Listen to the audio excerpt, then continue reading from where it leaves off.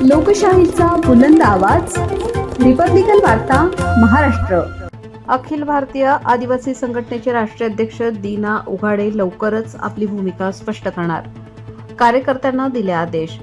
दरवर्षीप्रमाणे इगतपुरी शहरात येणाऱ्या पंचवार्षिक निवडणुका होत असून यातील कोणता उमेदवार खरोखरच जनतेचे काम करतो व जनतेच्या समस्या सोडवतो या संदर्भात सखोल अभ्यास करून सदर उमेदवाराला दीना उघाडे पाठिंबा देणार आहेत।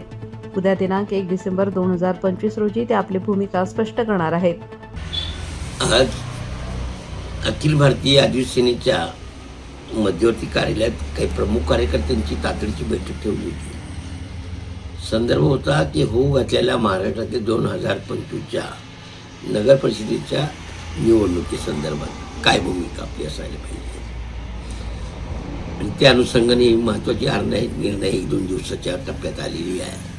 निवडणूक आहे 2 तारखेला आणि निवडणूक अधिकाऱ्यानं निवडणुकीच्या प्रचाराची मुदत 1 तारखेपर्यंत संध्याकाळी 7 वाजतापर्यंत वाढवली। प्रथमतः मी ती मुदत वाढवल्याबद्दल अभिनंदन करतो निवडणूक अधिकाऱ्यांना। राहिला प्रश्न निवडणुकीला आपला थेट पाठिंबा द्यायचा, तर काल मला नगरकडनं फोन होते, अहिल्यानगरहून फोन होते, इतर जिल्ह्यातनं फोन होते, भूमिका काय साहेब आपली असणार आहे।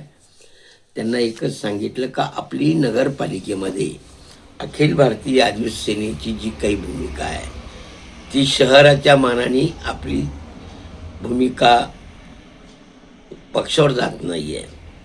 आपल्या ग्रामीण भागामध्ये जिल्हा परिषद पंचायत समितीला गावचे गाव आपल्याबरोबर आहेत, पाडीचे पाडे आहेत, तसं शहरात नाही आहे।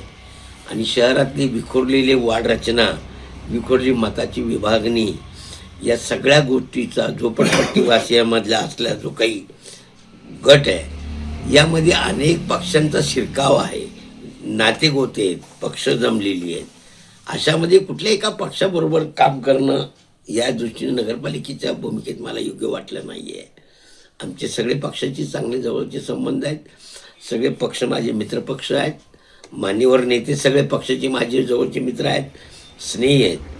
तेव्हा आता उद्याची निवडणूक ही आम्ही आपल्या विभागीय उमेदवाराच्या जवळीक चांगल्या सक्षम असलेल्या उमेदवाराला आपण पाठिंबा द्यायचा आणि त्याला निवडून आणायचं, अशा प्रकारची मी कार्यकर्त्यांना सूचना केलेली आहे। उद्या सकाळपर्यंत त्या विभागातल्या उमेदवारांच्या कोणाच्या उमेदवाराच्या शिफारशी सकाळी येतात मला, कारण तो स्थानिक प्रश्न प्रत्येक वार्डचा आहे।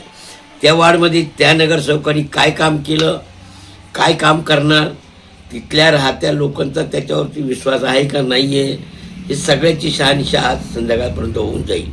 आणि उद्या सकाळी आपण नावानिशी कुणाला पाठिंबे द्यायचे, कोणत्या उमेदवाराला काढायचं, ती उद्या सकाळी भूमिका क्लिअर करणार आहे ती। त्यामुळं आज कार्यकर्त्यांना आपापल्या मतदारसंघ आपल्या वार्डमध्ये प्रभागामध्ये जाण्यास सूचना केलेल्या आहेत। तातडीने मला 4 वाजेपर्यंत आज अहवाल द्या, उद्या आपण नावानिशी यादी जाहीर करू।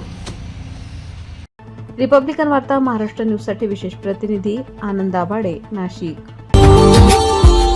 Subscribe now and press the bell icon. Never miss an update.